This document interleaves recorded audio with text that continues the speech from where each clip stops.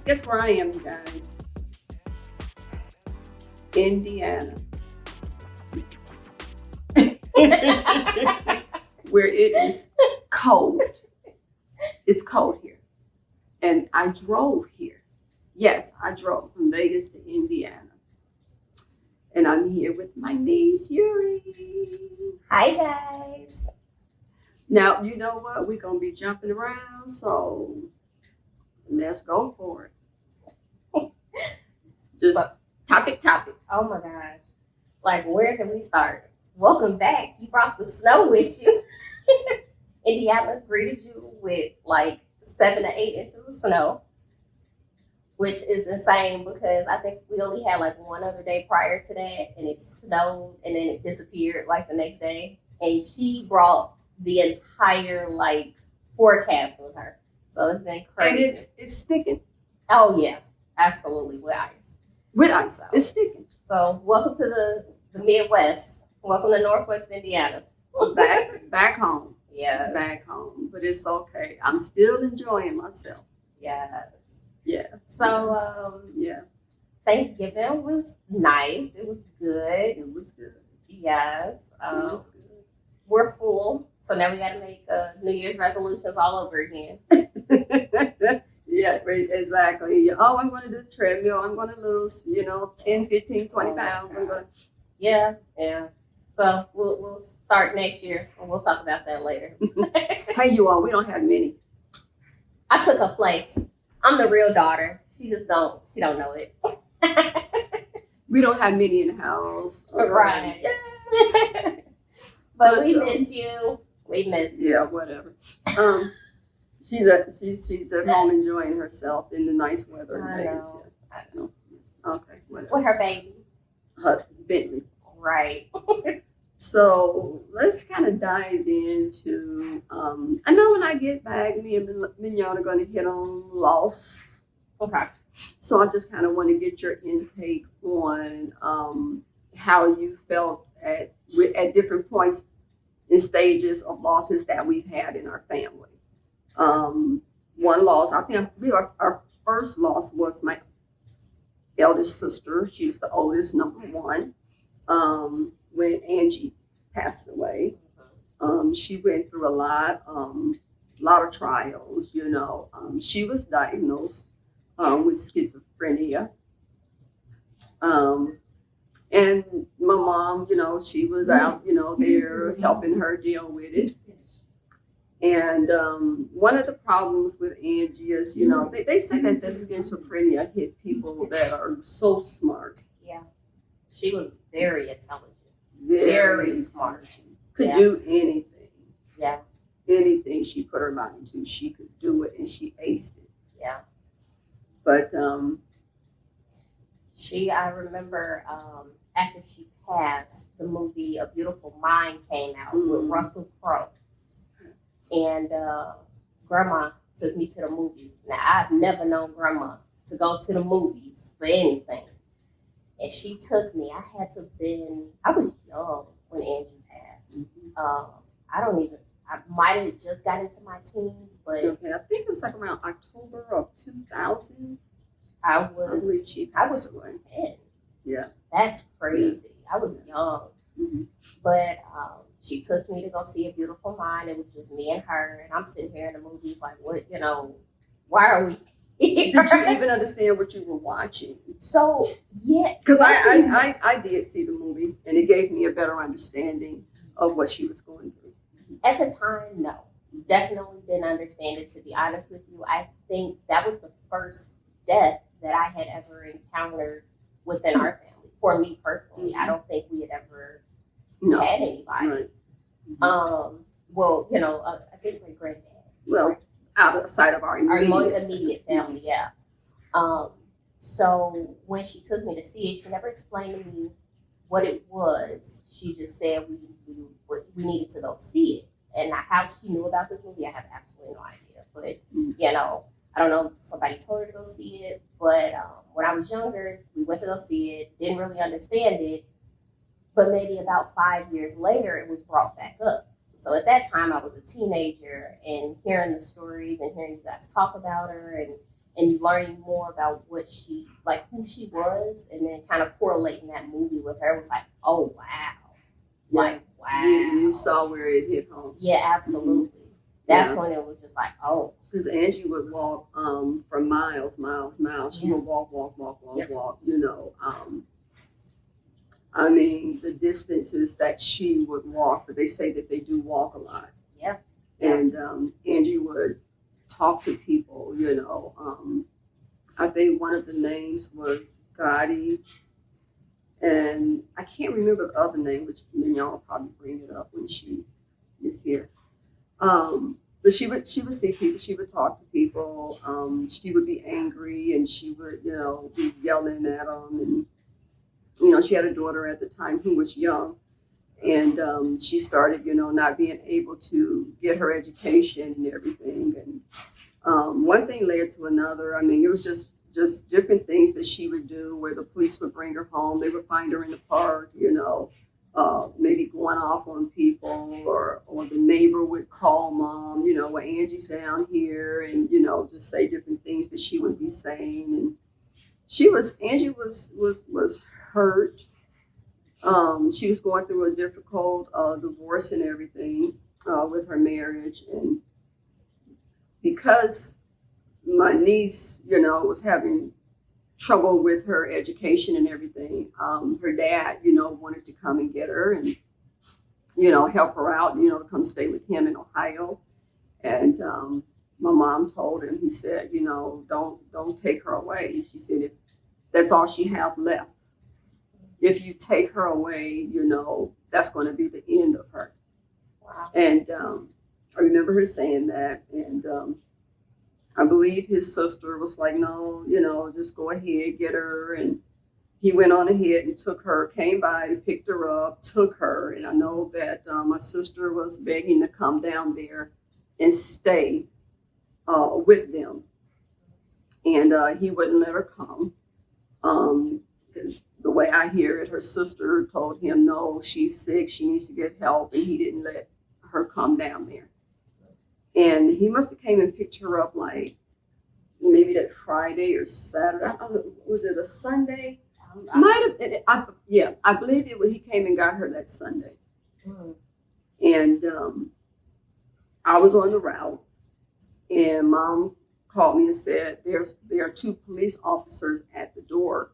And I'm like, okay. And they said that they had found her body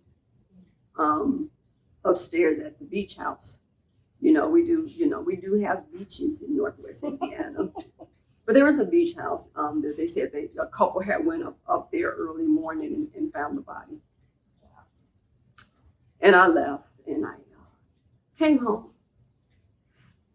You know, mom was in the room, upset. You know, dad was in the family room.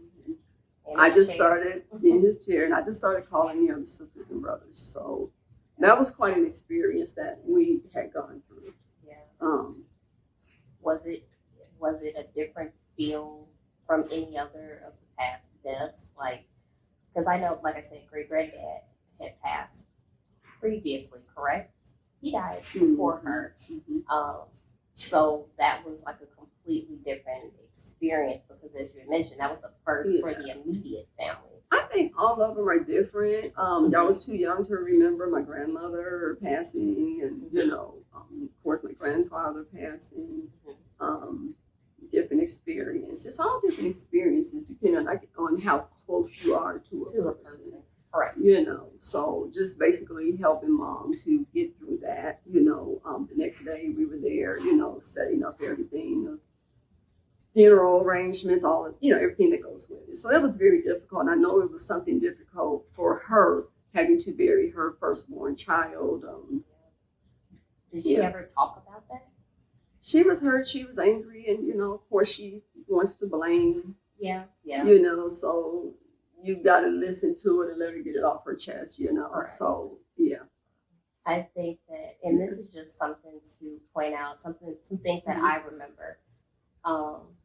I've never seen my grandmother cry. I've never seen her like express like sadness. So growing up, I thought she was the toughest cookie on the block. I just to never see somebody cry or to never express their emotions openly, that takes a lot. Yeah. I don't know if you have, if that was just like a different time for her. Like, has that something? Because I mean, she's experienced deaths herself, and with as long how close I was with grandma, like I've never known her to like cry and express. So is that something that she did, or you've seen her do? Or? She always hold in. She holds in. Okay. She would always hold in her feelings. If she did it at her own time. Got it. She always did it at her own time. Wow. And to be honest with you, that's like a superpower to me, because I cry about everything. I don't even remember her, seeing her cry when her mom passed, and she was very close to her mom. Different sisters and brothers, or well, actually different brothers, because she was the first sister. It was 13 of them. She was the first sister that passed in her family. So wow. Yeah, that was it was. But she held it in until she did it in her private time. Yeah. So after that, in our family, we lost my dad. That was around 2006, March of 2006. And it's funny because mom and dad would bump heads. It's like they were like rivals, They had divorced, and he came back, moved back in, and they would tit for tat with each other till death do us part. Regardless of the divorce, whatever, they never remarried, but they moved back in together. It's like when you hear that now, like in this generation, it's like you let him move back in. What? Like nowadays, that is unheard of. You hit the road, Jack, you ain't coming back no more. The fact that, and then I honestly, to me, I don't know how other people feel about it, but having both of them in the house was like, I tell people all the time, like, I know nobody's family is perfect, but to have that dynamic in the household that you grew up in, like, that meant the world. Like, I love my family for that. Of course, he was every name under the sun. But you knew that love was there. You thought he had a whole new name. Oh, absolutely. I did. I tell people all the time, I thought my granddad's name was MFA for years until I figured out, like, it's Henry, because she would call him that MFA. That was his name. For the longest. It took until I was probably about 12 or 13 to realize, like, because I kept hearing people say Henry, and I was probably from like the neighbors or whatever, too young to understand. Cussing became a noun, in that house, yeah. and you didn't hear it growing up. No. When we were kids, you did not hear the profanity. You didn't hear the name calling. You didn't hear the arguing. We never heard any of that growing up. And that's another thing. I want people to know, like, I know some people are like, what? Like, it wasn't what we know of as like the toxicity. It was more of like, like how our family is. We talk about each other, but it's through love. Like, we crack jokes through love. And I love that about our family. I love the dynamic behind it. It's very strong, very grounded. Even though he was, every motherfucker under the sun. When it came to, remember she came home one evening, and Dad was sitting in the family room with the door open. It was about 10:30 at night, and she got mad. She's like, "Why is he sitting here? The door's open, And she's like, "I'm gonna take him to the hospital. There's something wrong with him. And why would he do that?" And she took him there, and sure enough, they had found a tumor in the front of his in front of his head, and he never came back home. He never came back home. But for her to be so, even in the midst of it, so the back and forth between the two of them, she was up there every day. That's crazy, because you remember that She was up there probably was every leaving, day. and we didn't even notice she was going up there. She was up there every day because she would come back and say, yeah, I was cutting the hair out his ears and the hair out his nose. And then his nails was flaking and I trimmed his nails. And I'm like, I thought he was an MF. I thought you sent him to the hospital on purpose. Yeah. And it was like she didn't want nobody else to know where he was, didn't want nobody else to see him. My sister called me and said, well, April, his sister, and brothers are calling and they want to know where dad is. And I don't want to get in trouble with mom, because my mom had a little vengeance with the sisters and brothers. Yeah. I said, don't worry about it, Rob. My sister Robin, I'm like, I got it. Don't worry about it. I'll take care of it. I called my auntie. I said, look, this is where he's at. She said, well, I know many of people over there. I just signed a book and say I saw him, But we had went up there. My little sister came to town. And me and Robin and Dorothy, we went up to see him. And we talked to him and everything. It was hard for me to talk to him. But he knew I was there. And he was responsive. I was choked up. Yeah. We left. And they went up there the next day, his sisters and brothers, and they said that he wasn't responding anymore. He never came back. So, and it took I believe the next day I was in line at the License Bureau. My auntie called me and she said, I heard that he passed.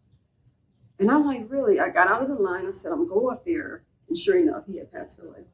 Now, my mom did not call none of us to let us know that dad had passed away. I called her. She was at work, and I asked her, why didn't she tell us? She went back to work, Wow. Yeah. So imagine how, that's that we are still his kids. Exactly. She didn't tell us.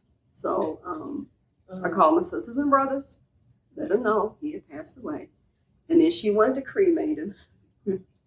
And she's like, I'm just going to throw his ashes on Fifth Avenue. And I'm like, oh, Lord. No, of course I had to go in and talk to her and say, Mom, that's not what we want to happen. We want to have, we don't want to have him cremated. We want him to be buried. We have other family that will eventually come. And, so I had to talk her out of doing that. And sure enough, he was buried. Do you think that, now that I'm older and I understand a little bit more, do you think, because of course everybody grieves differently, do you think she was angry at him for passing, which is why she never expressed? I think mom was the type of person that, had her dreams and she wanted more. She wanted to build, and my dad was a bricklayer, and she felt like, he didn't put his creativity, he was amazing bricklayer, but he would work for people. I believe it was Roscoe. He would work for them, and they would make the thousands of dollars, and he would get a couple hundred. You're the one that's doing the whole bill. She wanted more, but she couldn't get him to want more. That was her dream. It wasn't his dream. He was satisfied with what he had. Yeah. He was saying, it didn't take much for that. Yeah, it didn't. He was very complacent. When you don't have the same dreams and you guys aren't on the same level, or obviously not evenly yoked. But back then, couples stayed together. She just wanted to build and have a lot more. And I think that disappointed her. I believe that is what disappointed her with him. Because he didn't have the dream. He didn't have the goal. He didn't want more. He was just satisfied.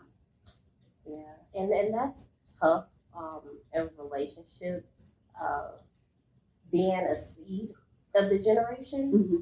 Like, I feel like our family is, I don't want to put us like on that pedestal, but I feel like just how I grew up and the love and just like, I just feel like our family was just, I don't know, just like up there, and even I if pride my family. if we weren't up there, you would never know we weren't up there. Correct. Because back then, Well, our parents made it work. Yeah, and I don't mean about like the riches. I just mean the richness, like in character and just dynamic, and just the foundation of all of us.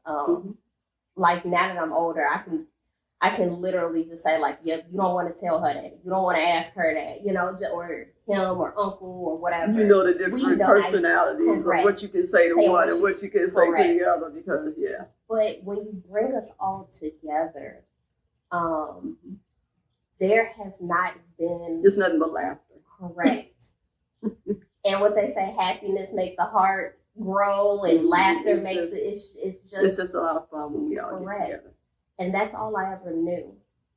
That's all I ever knew. And I tell my kids now, I'm just like, you all have no idea. You're missing out. Like you guys are missing out. Like, I hate saying it, but like the 80s, the 90s, like that era of what I grew up in is just, it's unmatched.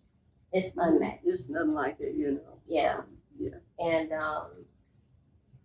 I know that their trials and the things that they went through in a marriage and a relationship, of course, are not easy. Not for anybody. It's never easy.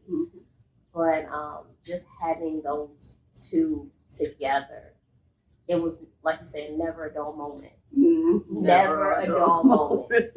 You ask her one question about a situation, she's giving you one story, he's giving you another, and always two sides. At the end, where it's the truth. Correct. It's like, oh my goodness. Yeah. I think it was one time Leone talked about granddad writing history we do our homework and everything for us. He was doing that with us. Absolutely. With his own kids, and then he went into doing it for you all. Yes. And then he went, leave the pen and paper on the piano.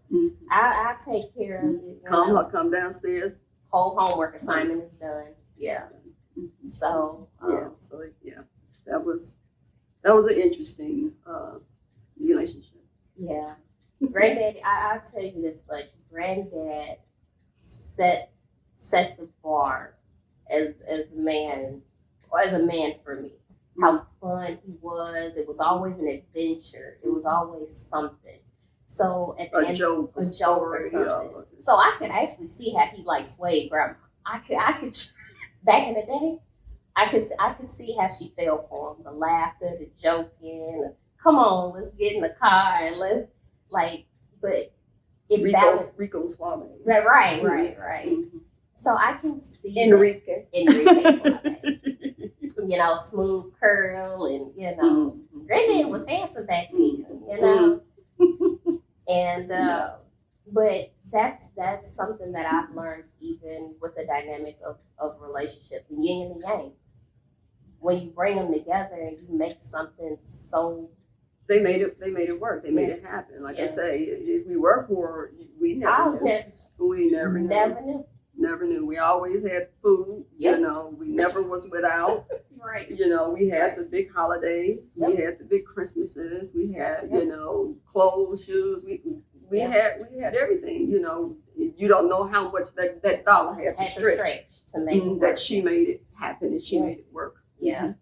So I'll say this much: Granddad was definitely on a pedestal for me. Okay. Oh yeah. That was my granddaddy. That's what I knew. Yeah. And then we move on to Mom. Yep. That was number 3. Yeah. Yep. I don't even know what to say about Grandma. Like I said, that woman was superwoman to me. She did everything.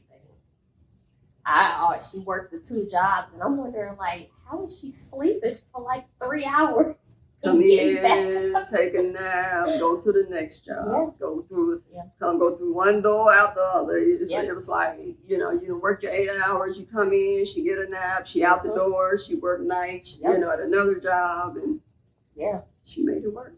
That woman could dress. She was fancy. Oh my Lord. Them not the shoes that go with that outfit. Them not the shoes I want. Diva to the end. till the end. to the end. And And I'm like, well, Mom, this is after, working and everything, she got sick. And I'm like, well, me, I'm getting up, pajamas, chilling. She wanted an outfit on every day. Yep. You're going there, find me an outfit, lay it out so I can make sure this is what I want. Oh, my Lord. And she wanted, remember we had to have 5 outfits out for the week. For the week. You had to have them out. Come over there on what, Sunday? And why?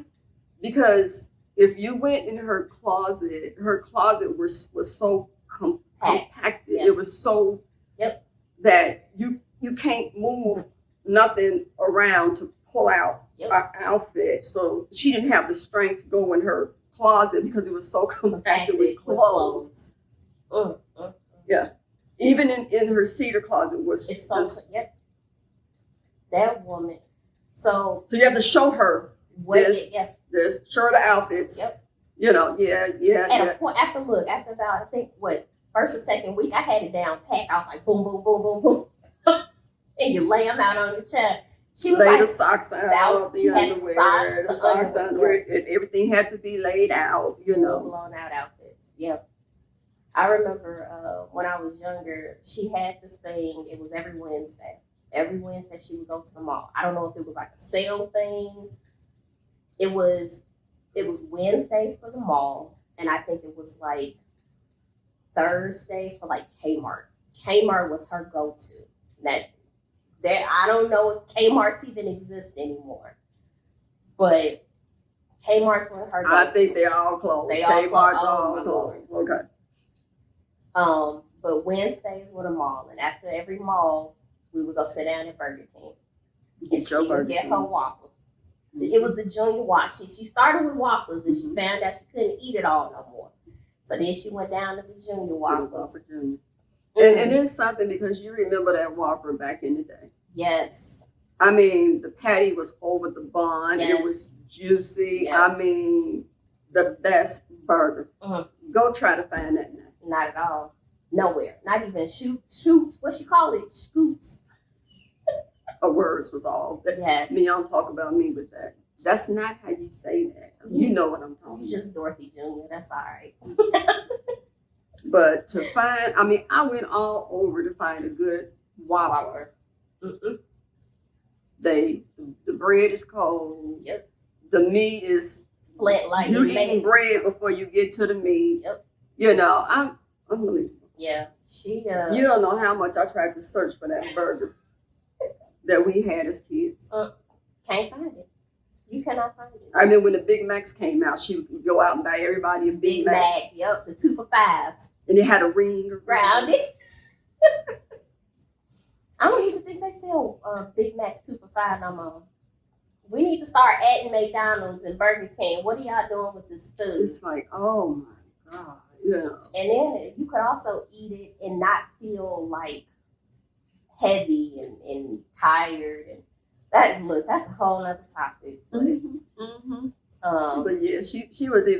Remember when we would because we took turns going over there every weekend because she did. We she had her nurse that took care of her during the week, Monday through Friday, and then we would take our turns going over there Saturday, Sunday. Correct. Between me, you, and Robin, and then sometimes Mignon would come in when she came to town, and then my brother, he would pop in every now and then when he came in from town. So yeah, it was. We would do the groceries. Yeah. Yep. We do the grocery shopping and everything, cook whatever she wanted, so she could have enough. And then every morning when we first get there, what do we have to do? Get her coffee, right? She wanted her coffee and her breakfast. How many strips? Was it 2 or 3? I want 2 strips of bacon, some toast, and don't put a lot of butter on it. Yeah. And she would just name off everything. I thought I was winning. I made oatmeal one day for her. She was like, "This remind me of when I was a kid." I said, "Ding, ding, ding! I won." But then Robin thought she was something. She would bring her some crepes. Crepes. Crepes. Oh, Lord. She would bring her crepes in. I brought Mommy in a couple. And she ate them. Grandma ate Robin's too. She ate Wait, them. did Robin cook? No. It's something that you go to okay. the store and Okay, there we go. Yeah. You know, I'm not a breakfast eater, so Yeah, but yeah. She and every time you walk through the door, she say the same thing: 2 strips of Same bacon, thing. a piece of toast. Okay, we know this. Yeah. We know this song. yes, But she had to sing. she had to. Yes, she did. She had to make it known. And here's the other thing: for me to experience her like that was insane because, like I said, this is Superwoman, Miss Independent, Miss I did it on my own.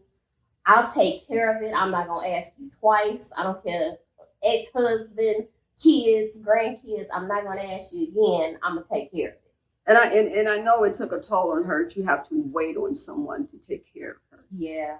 You know, when she was such an independent woman that to have to wait and ask and I definitely did because a lot of times I would see that like even when you guys would try to help her with stuff like her kids, she would you could see like the irritation in it and she would bite down sometimes or because we're not doing it exactly like she wants it to be done. It has to be exactly her way.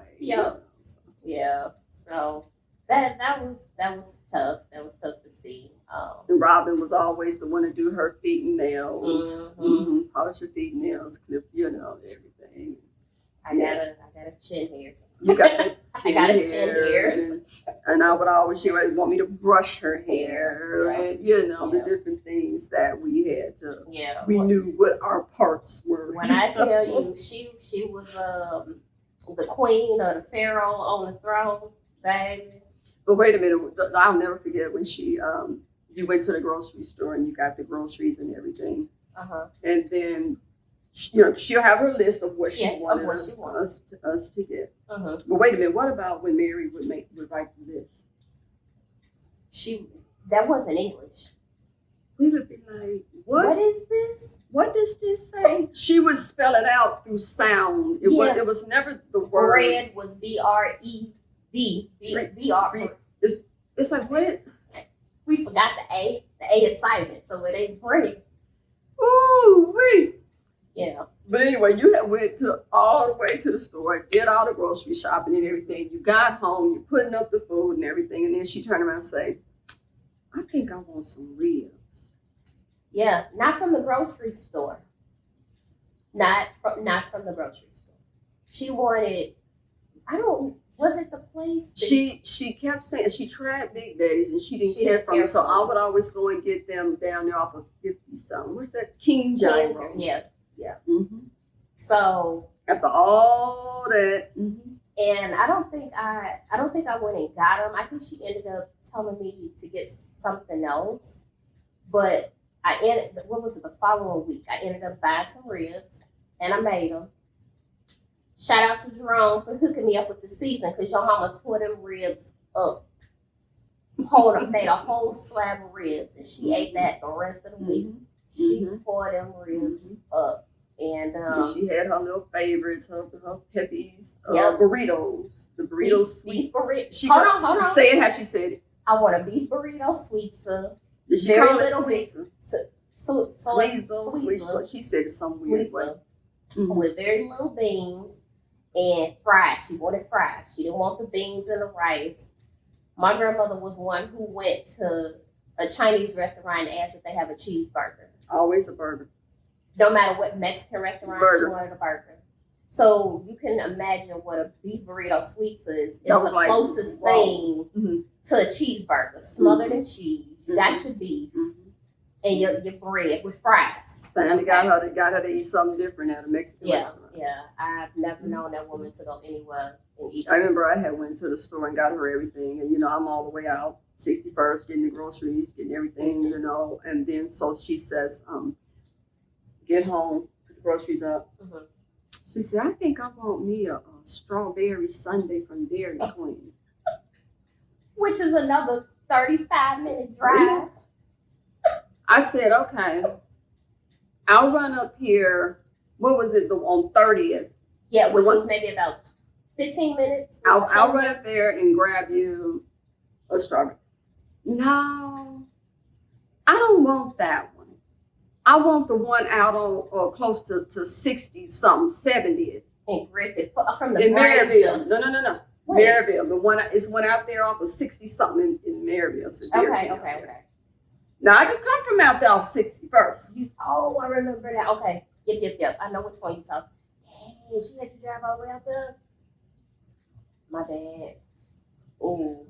Why you didn't call me when I was already out getting the groceries? It was almost like she timed it perfectly. Like I knew she. So she didn't want the one on 30th because she said their strawberry is more like a jelly. She didn't like it. That woman and her taste buds. So I had to go all the way out there past 61st where I come from to get her one because it's more of the juice and strawberries. Now you know. Yeah. I'm telling you, Grandma got stories for days. I was hot. Yeah. And she wasn't going to let you live it down because let you not go back and get it for her. Let you not. Oh, you was going to go. You was going to go get it. That's true. Let you not. That was the type of person that you don't tell her no, you don't give her a reason why, you don't give her an excuse. The president of the United States is going to have to wait if she asks you to do something. Yeah. Mm-hmm. That's just who she was. It was like, are you kidding me? Yeah. We got stories for days on that woman. For days on stuff she had us doing. It's like, okay. Boy. So, but, as things started, progressing, and, we were taking her to the doctors and me and Yuri, I think she called me and she said, I'm having trouble breathing. I said, okay. Probably just right? I think I need to go to the emergency room. I said, okay. Just that calm. Mm-hmm. I said, okay, Mom, we'll get you over here to the, I said, I was at work. Mm-hmm. I went and put my mail up, told the boss, I'm like, I gotta go. I take my mom to the emergency room. So I put everything up, put the truck up, got over there, I think I changed clothes, got over there and got her. And she was still sitting in her pajamas. Of course.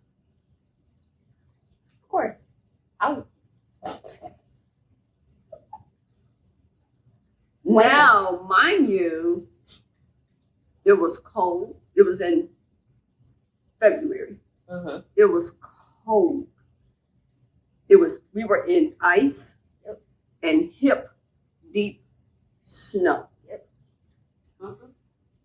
So now mind you, she could have gotten up and gotten dressed. She was capable of getting dressed. The problem initially was she couldn't get the clothes out. So we had the week-long clothes ready for her. So she could have gotten But she wanted a different. So when I get there, I'm like, Mom, you're not dressed. I thought we're having. No, I'm like, had to wash her up. And so she said, well, you call Yuri. And I called you. And then I said, well, don't worry about it. I'll take her. So then when I told her that you weren't coming, I was in LaPorte. Right. Yeah. I said, well, she's not going to make it. I'll take you. Well, no. If Yuri not going to come, then I'll just wait till tomorrow.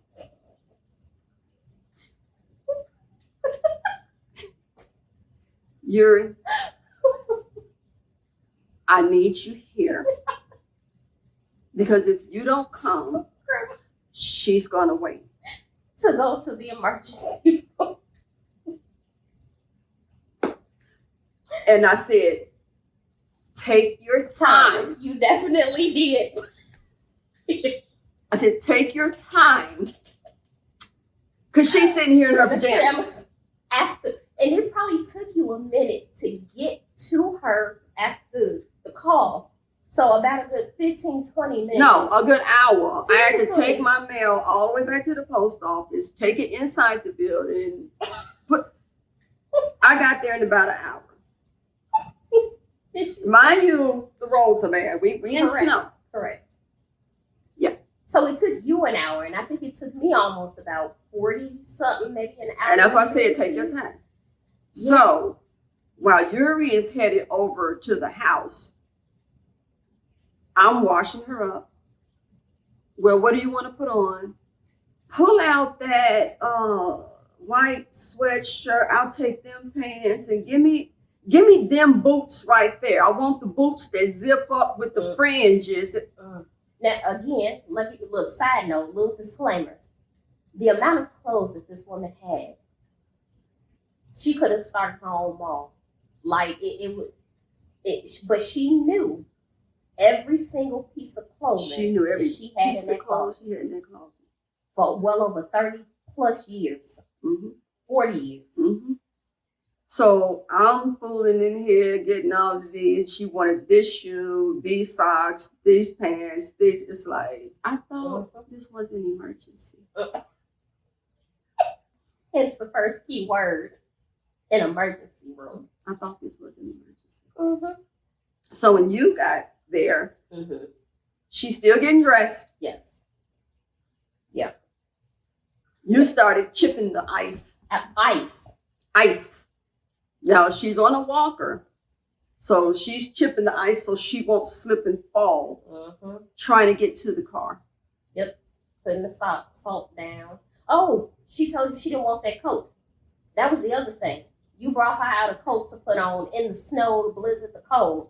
She said she didn't want that one because it didn't match her outfit. It didn't match. I want this coat. But you having trouble breathing, and this is an emergency. I don't see nothing wrong with it, April. I don't see what the problem is.